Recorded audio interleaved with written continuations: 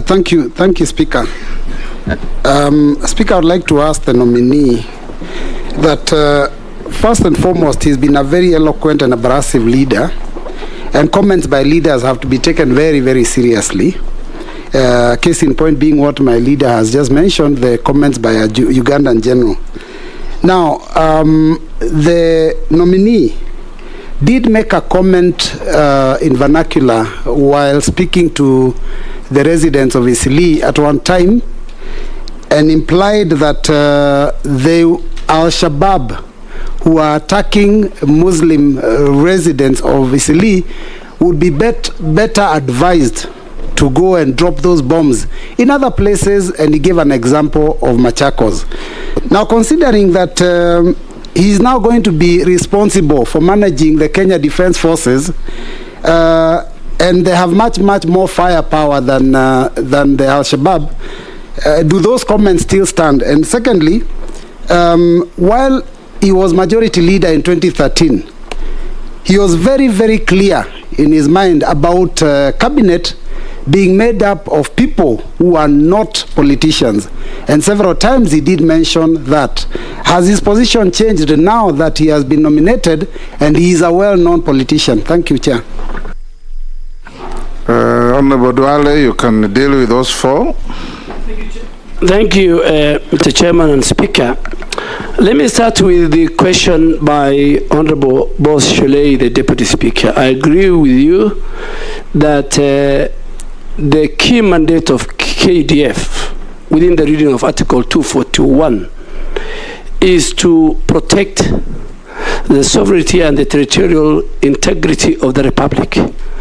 That is a core mandate of KDF, and that will stand. KDF will at all times protect our nation from any external aggression. Coming to the matter of Migingo in Uganda, there is already a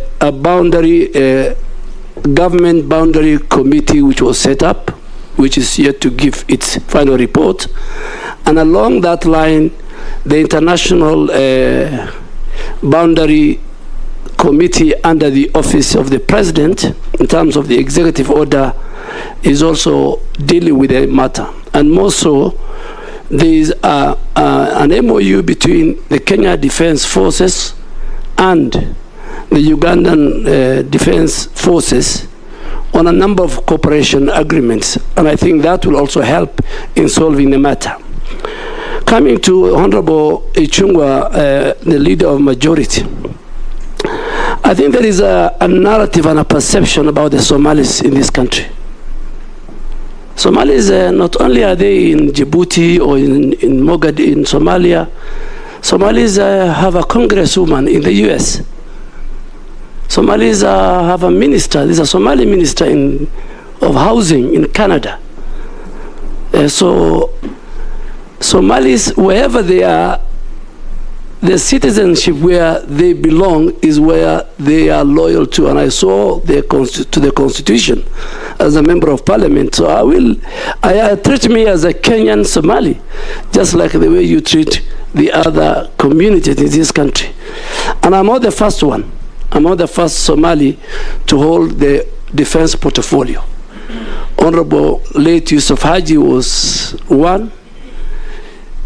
I'm not the first Somali to hold a serious security docket. General Ali was the Commissioner of Police. Prefer you call yourself Kenyan Somali because no. I think I should not use Kenyan Somalis. I am a Kenyan. I am a Kenyan. So please, Honorable Ichungwa, you are not one of them. But over the years, there's a clique in government who have a business of profiling Kenyan Somalis. And I think that will end up with this administration. This is an administration that wants to make all communities equal. So I will serve the people of Kenya in the docket of defense portfolio in accordance with the Constitution. Two, on the militarization of the civil service, I want to make it categorically very clear that under Article 241 of the Constitution, the Kenya Defence Forces have three functions. One function is the one that I stated earlier: protect the sovereignty and the integrity of the Republic of Kenya, and two, to assist civilian and other government agencies when called upon on a matter of emergency and disaster, with, again, the approval of the National Assembly, that they go and assist. And there were many cases, including even during the terror attack of Westgate. But they must come back and report to Parliament on the numbers. They must gazette first. They must report to Parliament on the numbers they have used, the resource they have used, and the personnel they have used. The third function of KDF, according to the Constitution, is when they are called upon to help when there is insecurity that the National Police Service cannot handle. And that is the case in point. Currently, KDF is in Turkana and Baringo, and making sure that that section of our country is safe and secure. And again, with the permission of the National Assembly, which they're going to report to you, Mr. Speaker. Honorable Wandai talked about KDF is professional on policy matters. Yes, I served with you. But one of the functions of the CS Defense, apart from guiding the policy of the Defense Ministry, is to monitor and evaluate all projects, whether it is infrastructure and everything within KDF. So I will have an oversight over what is going on in that. But let me come to this story which has been haunting me since 2015. You know, and I've answered it, I think, over 1,000 times, Mr. Speaker.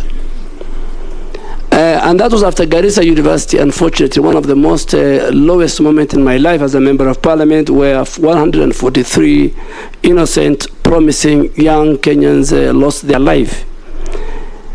And I was with the whole leadership of Northern Kenya, whether they are governors, senators, members of the cabinet, and I was reading a statement on their behalf. And what we said was, and I still will say today, is that we urged our communities, because the communities' roles are very important in the war against terror, that the communities must come out and must help government and must help the security agencies in identifying among the communities or among their neighborhood, or when they come across the border, or who are the financial. So we're urging the communities to play their role. But of all the media houses, KTN decided to twist that and said Honorable Duale is going to name the financials within 30 days. I have no capacity,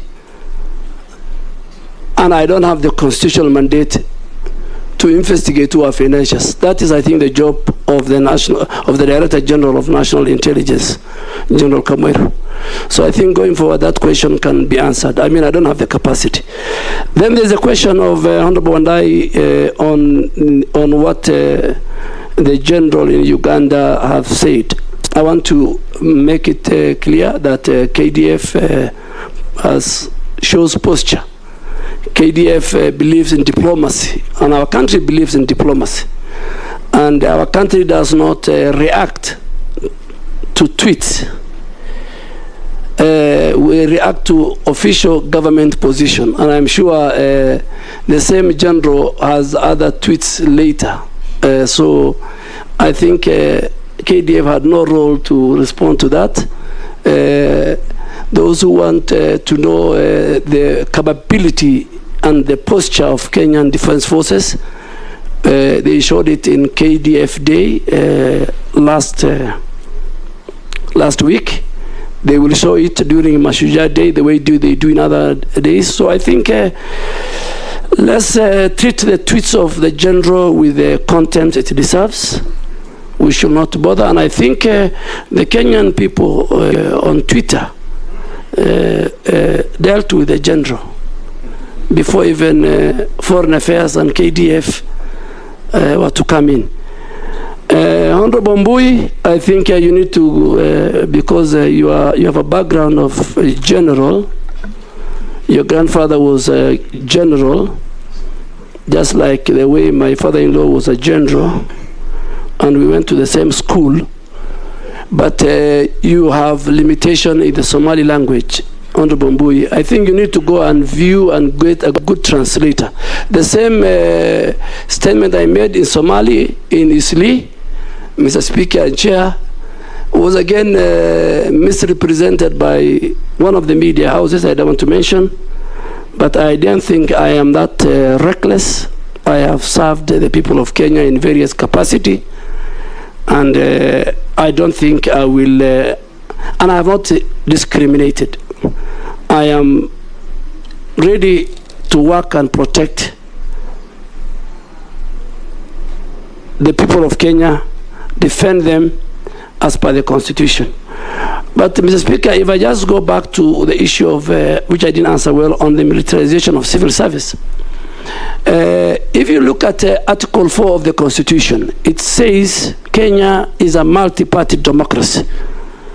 So the military and the defense have their place in the Constitution. And that is why, again, Mr. Speaker, it says KDF must work within the national values in Article 10, Sub-Article 2, in Article 232, Sub-Article 2, on public service values, and in Article 238, Sub-Article 1 of the Constitution.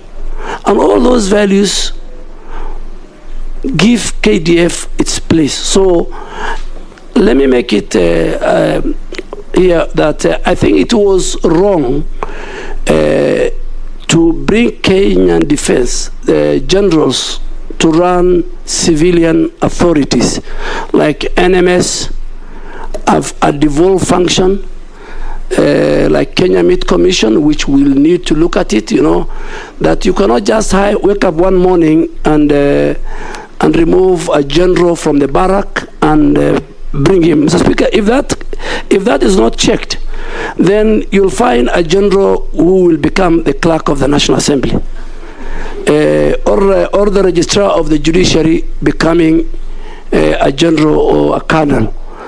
And I think going forward, not only the military, Mr. Speaker, the DCI personnel, the intelligence officers were put everywhere in our country in the last 4 years. And I'm sure the new administration, when it is completely constituted, we will ask everybody, particularly if I speak for KDF, everybody to go back to where his place and space is within the Constitution. If your place is the legislature, be at the legislature. If your place is at the barracks, be at the barracks. If your place is at the National Intelligence Service, be at the National Intelligence Service. Unless you're called to do extra service in the course of duty of the nation.